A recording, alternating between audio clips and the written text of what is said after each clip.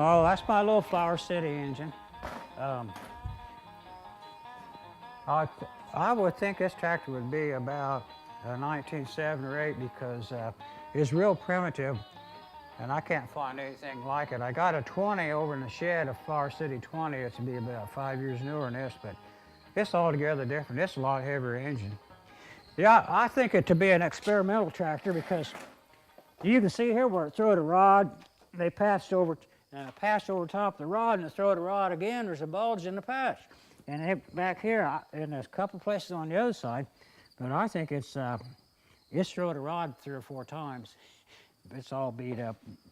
And so when I got this, why, the cannibals had got to it during the war probably, and everything was busted off of it, and scavenger for parts, you know, for the cast iron. So I've been working on it. We made a camshaft. I made patterns for all these camshaft hangers and valve lifters and all that stuff. Even got all this stuff laid out here. There's the rocker arms. There's the rocker arm patterns that was used for a pattern.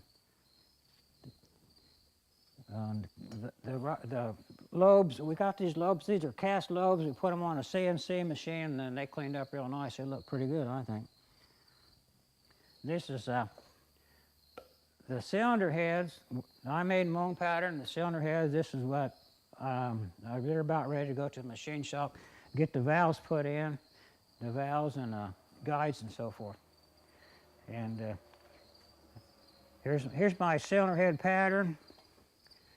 So there's your 4 valves, spark plugs, and all these sticks I'm sticking out here. Them's for core prints for the foundry. And I'll explain the core box here. You got to have a core box like this would be your water passage for your water passages, and all these fingers, those are called core prints, and that's what holds They have to be exactly correspond with your pattern over here, and they hang in the mold, and then he pours around that. And the way to do that, when you're pouring, you got a cope and a drag, which is the top and the bottom, and he puts this green sand, and he'll dump this over on a cookie sheet, look like a pizza sheet, and he bakes them 2 halves.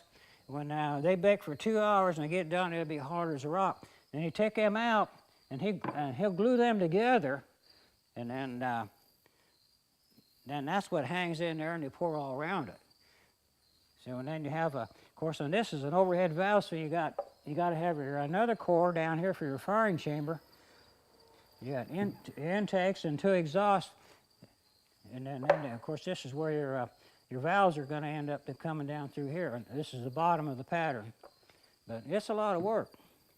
This thing got pretty busy because you got to have clearance here for all your. There was 8 head bolts, 4 valves coming in here, 2 spark plugs, and all that other stuff, and you got to allow for all that. And when I machined these out, I got 1 little void, so I felt pretty good about it. So, well, I'm just an amateur, but I was just determined I was going to do it, I guess. Well, I made another one, but this is the first overhead valve pattern. I got another one over there. It was a flathead, and I thought I was really good, until I got into this and found out that, there's valves and all that other stuff goes in there. Then you got it. Here's the other side of it. Once we get these in the milling machine and clean that up, they'll look a lot better. Here's where the water riser will be. Then going up to the hot water rises, going back to the radiator.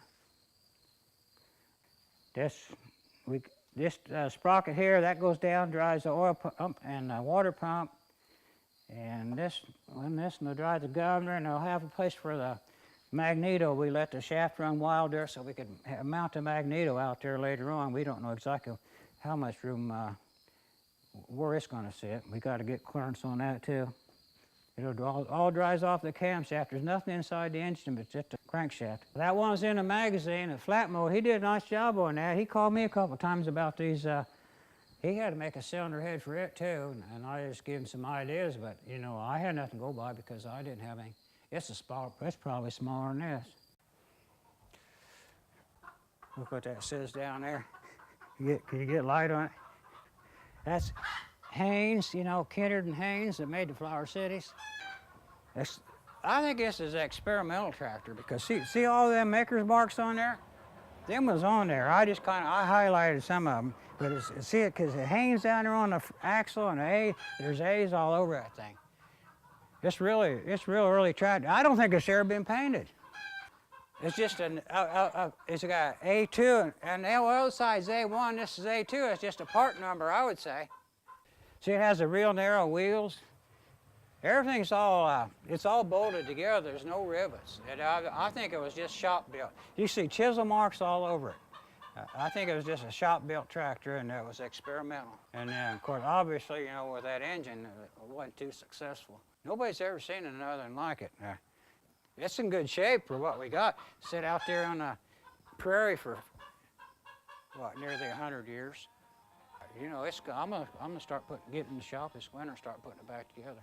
My winter project.